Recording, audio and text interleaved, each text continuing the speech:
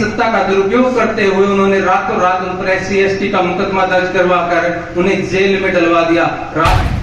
पत्रकारिता में अगर आप आए हैं तो लोभ लालच से ऊपर उठ के आपको पत्रकारिता करनी पड़ेगी। मैं एक ने गलत किया 6 जाके उसको बोल के आते हैं कि जी ठीक करे, इसके गलत कोई को नहीं।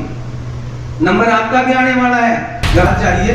जिस जनता के गेहूं के अंदर कंकर आ गए उसको आप चाहिए पीठ मुड़ते ही वो जनता आपके बारे में क्या बात कर रही है।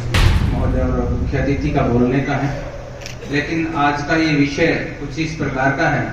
सबसे पहले तो मैं चाहूंगा कि आज की पत्रकारिता के ऊपर मंथन करने की और वर्कशॉप करने की एक बहुत बड़ी जरूरत है। खास करके पत्रकारों को स्वयं पर मंथन करना चाहिए, क्योंकि आज का जो दौर है, मैं सबसे पहले शर्मा जी को सुन रहा था जिन्होंने 35 साल का अनुभव अपना बताया और मुझे बहुत अच्छा लगा। मैं भी लगभग 12 साल से पत्रकारिता कर रहा हूं, लेकिन हमने जब पत्रकारिता सीखी तो इन जैसे बड़े पत्रकार साथियों के साथ, जिस प्रकार से एक बड़े मिस्त्री के नीचे रह के कोई छोटा मिस्त्री काम सीखता है, ऐसे अगर आप काम सीखते हैं। पत्रकारिता इतना आसान क्षेत्र नहीं है जिसमें आप कैमरा उठाएं, माइक उठाएं और चल दें, क्योंकि आज के दौर में पत्रकारिता करना पहले के दौर से भी कठिन हो चुका है। खास करके सोशल मीडिया की मैं बात करूं तो सोशल मीडिया पर आपका डाला हुआ एक कंटेंट आपके लिए कितना लाभदायक और आपके लिए कितना नुकसानदायक हो सकता है, ये शायद आपको अनुमान भी नहीं होगा। कई बार हमारे द्वारा लिखी गई बातों का सही से आंकलन नहीं किया जाता, और खास करके अगर वो सत्ता पक्ष के खिलाफ लिखा गया हो। यहाँ पर भाई धीरू बैठे हैं, मैं इनको राजनेता बाद में मानता हूँ, पहले पत्रकार हैं क्योंकि आप पत्रकारिता से जुड़े रहे हैं।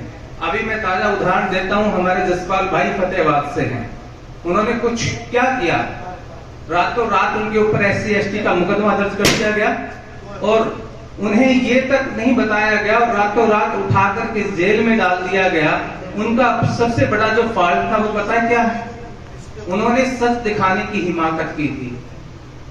वहां पर एक रेड हुई, रेड में 12 लाख से अधिक के कुछ जुआरी पकड़े गए। उनमें से कुछ लोगों को किसी भी कारणवश वहां पर छोड़ा गया, जो उसके पास एक पुख्ता जानकारी थी, और उस जानकारी के आधार पर उसने लिखा कि यहाँ पर कुछ बड़े लोगों के चाहने वालों को छोड़ दिया गया, और उन लोगों को वो बात इतनी चुभी, अपनी सत्ता का दुरुपयोग करते हुए उन्होंने रातों रात उन पर SC/ST का मुकदमा दर्ज करवाकर उन्हें जेल में डलवा दिया। रात को 1 बजे तक हम सब साथी फतेहाबाद के SP से मिले, DC से मिले, वहां के प्रशासन से जानकारी ली, लेकिन मुकदमा दर्ज करवाने वाले वहां के विधायक के बेटे थे और पावरफुल थे।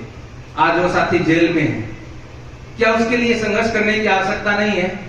अगर आप लोगों को ये लगता है कि आप यहाँ पर माइक उठा करके, यहाँ पर लंबी लंबी डींगे हाथ करके या 4 लोगों के विज्ञापन चला करके अपने आप को पत्रकार साबित करके ये दिखा देना चाहते हैं कि हम पत्रकार हैं, तो निश्चित रूप पे आप ये नोट कर लीजिए, क्योंकि आज अगर मेरा घर जला है तो अगला घर आपका जलने वाला है। इसमें कोई दो राय नहीं है। अगर आप पत्रकारिता करेंगे, होता है पत्रकारिता में त्रुटियां हो जाती हैं। आजकल हम ये भी देखते हैं कि मैंने खुद ने देखा है, मान लो कोई यहाँ पर बैटरी वाला जी बैठे हैं, इनके पास बैठे हैं, कोई विज्ञापन लेने चले गए, साथी एक दूसरे की टांग खींच देते हैं। नॉर्मल चीजें हैं, ये आज का विषय ही नहीं है। ये चीजें चलती रहेंगी, क्योंकि जहां पर घन होगा, अधिकता होगी, वहां पर इस प्रकार की चीजें हो जाती हैं। लेकिन आज का जो मुद्दा है, जिस प्रकार से मेरे से पूर्व वक्ताओं ने बताया, भाई नवल ने बताया कि हम कर क्या रहे हैं। आज के दिन पत्रकारिता के भी अलग अलग पार्टियों की तरह से अलग अलग मंच बन गए हैं। कोई पत्रकार उत्थान मंच है, कोई पत्रकार एकता मंच है, कोई मंच है। वो भी सिर्फ उन्हीं लोगों की बातें कर रहे हैं जो उनके साथ जुड़े हुए हैं। क्या आप लोगों को एक मंच पर आना होगा और आपकी खुद की लड़ाई खुद लड़नी होगी, ना आपकी सरकार आपके पक्ष में। आज बीजेपी सरकार है, कल कांग्रेस होगी, इनेलो होगी, बीजेपी, जेजेपी, किसी की भी सरकार हो सकती है। सरकार जब भी आएगी आप उसके विपक्ष में खड़े मिलोगे, क्योंकि आप सच्चाई दिखा रहे हो। और अगर आप सच्चाई दिखा रहे हो तो सरकार को ये बात सहन नहीं होती तो मुकदमे दर्ज होंगे। आप सरकार से क्या मांग कर रहे हो? हमारा टोल माफ कर दिया जाए, हमें 5 लाख का आयुष्मान दे दिया जाए। अभी हम अगर उस कैटेगरी में है जिसको सरकार की योजनाओं का लाभ मिलना है तो मिल जाएगा। पत्रकारिता में अगर आप आए हैं तो लोभ लालच से ऊपर उठ के आपको पत्रकारिता करनी पड़ेगी। मैं तो हमेशा ये बात कहता हूँ कि जब भी आपकी कलम चले, आपका कैमरा चले, 2 चीजें आपके जहन में होनी चाहिए। आपको ना कुछ पाने की लालसा हो, ना कुछ खोने का डर हो, तब जाकर के आप पत्रकार बन सकते हैं। अदरवाइज अदरवाइज ऐसे शोषण होते रहेंगे। छोटी छोटी बातें, जब भी बात आती है पत्रकारों की, पत्रकार ब्लैकमेल कर रहे हैं। कौन पत्रकार ब्लैकमेल कर रहा है? वो ब्लैकमेल करने वाला सामने आके बताता क्यों नहीं कि जी अनूप कुंडू कर रहा है, कि जी रमेश जी कर रहे हैं, कि जी ये जो भी है साथी वो कर रहे हैं, नाम लेके बता दो। पत्रकारिता को क्यों कर रहे हो? अगर मैं किसी को तंग कर रहा हूं, मैं अनमने ढंग से किसी की नजायज खबर लेने के पैसे लगा लेता हूं, किसी की खबर रोकने के पैसे लेता हूं, तो पत्रकार लॉबी को क्यों आप बदनाम कर रहे हैं? सभी पर यहाँ पर बैठे हुए पत्रकार के जहन में एक प्रश्न उठ रहा है, सबके सबको पता है। एक कहावत है कि एक बार बिच्छुओं की लाइन चली जा रही थी और किसी ने पूछ लिया कि आपका सरदार कौन है? उसने कहा कि टोक के देख ले। यहाँ सबके सब पत्रकारिता के सरदार हैं, लेकिन एक दूसरे की टांग खिंचाई में, एक दूसरे की मदद न करने की वजह से आज हमें वो दिन देखने पड़ रहे हैं जो कभी भी पत्रकारिता के क्षेत्र में नहीं देखे जाने चाहिए थे। मैं आप लोगों को एक ही आह्वान करना चाहता हूँ, प्रोटोकॉल तोड़ के बात कर रहा हूँ, माफी चाहता हूँ हमारे सम्मानित मंच से। और साथियों, इकट्ठे हो जाओ। मंच चाहे आपका जर्नलिस्ट का मंच हो, चाहे और मंच हो, मंच के माध्यम से एकता से अपनी लड़ाई खुद लड़ो।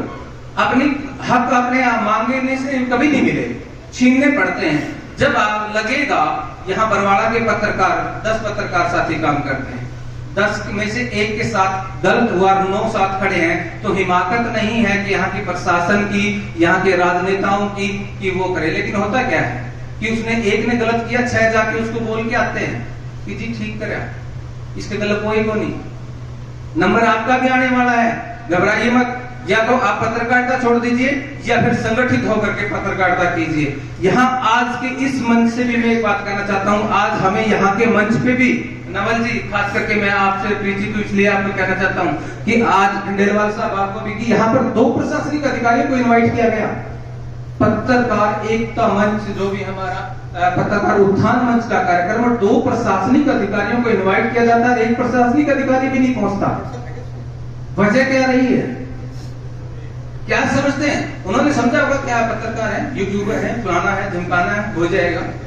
अरे वो समय, आज मैं तो कहूंगा कि कार्यक्रम के बाद में शर्मा जी से मिले, हम नवल जी से मिले, खंडेलवाल जी से मिले, एक अलग से मीटिंग करें। और वो जो एथिक्स है पत्रकारिता के, जो हमें कहीं कहीं धूमिल होते जा रहे हैं, मैं ये नहीं कह रहा, जिस प्रकार से मेरे से पूर्व वक्ताओं ने तमाम बातें बताई हैं, अगर हम पत्रकारिता के एथिक्स छोड़ करके पत्रकारिता करेंगे तो हम पर लांछन भी लगेगा।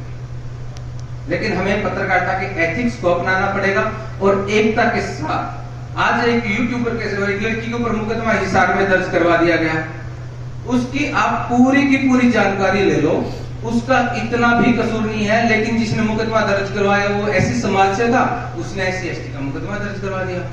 भाई एक विधायक भी अगर SC/ST का मुकदमा दर्ज करवाता है तो जिनके लिए SC/ST एक्ट बना है वो लोग इसका उपयोग कैसे कर पाएंगे? इतना मिसयूज, आपकी पावर का इतना मिसयूज, आपको मिले अधिकारों का इतना मिसयूज। उस लड़के ने, जसपाल ने ऐसा क्या कर दिया? कोई जांच नहीं, कोई पड़ताल नहीं, उठाया मुकदमा दर्ज कर दिया, मेरे ऊपर मुकदमा दर्ज कर दिया। मैंने क्या किया था? उकलाना फूड एंड सप्लाई का एक बहुत बड़ा गोडाउन है जिसके अंदर हजारों टन गेहूं सड़ रहा था। वो गेहूं मेरे घर का था क्या? गवर्नमेंट ने खरीदा था, गरीब किसानों को, मजदूरों को, आम जनता को देने के लिए। मैंने सिर्फ इतना ही कसूर किया ना कि दिखा दिया कि अधिकारियों की लापरवाही की वजह से ये हजारों टन गेहूं सड़ रहा है। लेकिन अधिकारी पावरफुल था, PFSC था, संपर्क बड़े बड़े थे, बड़े बड़े नेताओं से तार थे। 3 महीने बाद मुझे पता चलता है कि मेरे ऊपर ही मुकदमा दर्ज कर दिया। मैं गेहूं के कट्टे उठा करके घर ले गया था क्या? भाई मेरा कहने का मतलब है कि सीधे सी बात है, अगर आप में ताकत होगी तो चाहे शासन हो या प्रशासन हो या जनता हो, वही जनता की बात मैं कर देता हूं। मैं जिस जनता को आप आधी रात चाहिए, जिस जनता के गेहूं के अंदर कंकर आ गए उसको आप चाहिए, पीठ मुड़ते ही वो जनता आपके बारे में क्या बात कर रही है? जिस नेता का आप इंटरव्यू करके गए हैं, पीठ मुड़ते ही वो आपके बारे में क्या बात कर रहा है? जिस प्रशासनिक अधिकारी से आप मिल करके निकले हैं, पीठ मुड़ते ही वो आपके बारे में क्या बात कर रहा है? ये चीज सोचने और समझने की जरूरत है। बोलने को तो जिस प्रकार शर्मा जी कह रहे थे बहुत कुछ होता है, मन में था भी, लेकिन क्षमा चाहूंगा। और मैं तो सिर्फ एक आह्वान करता हूं कि आज के दिन जिन भी साथियों पे, खास करके जसपाल भाई के लिए हम संघर्ष कर रहे हैं, आप सभी के मैं उत्थान मंच के माध्यम से भी, खंडेलवाल साहब से भी आह्वान कर रहा हूं कि तमाम साथी एकजुट होकर के हम उस साथी की भी लड़ाई लड़े और हमारे हकों की लड़ाई लड़े। इसी अपने वक्तव्य के साथ आप सभी ने मुझे सुना, समय दिया, आप लोगों का धन्यवाद, आभार।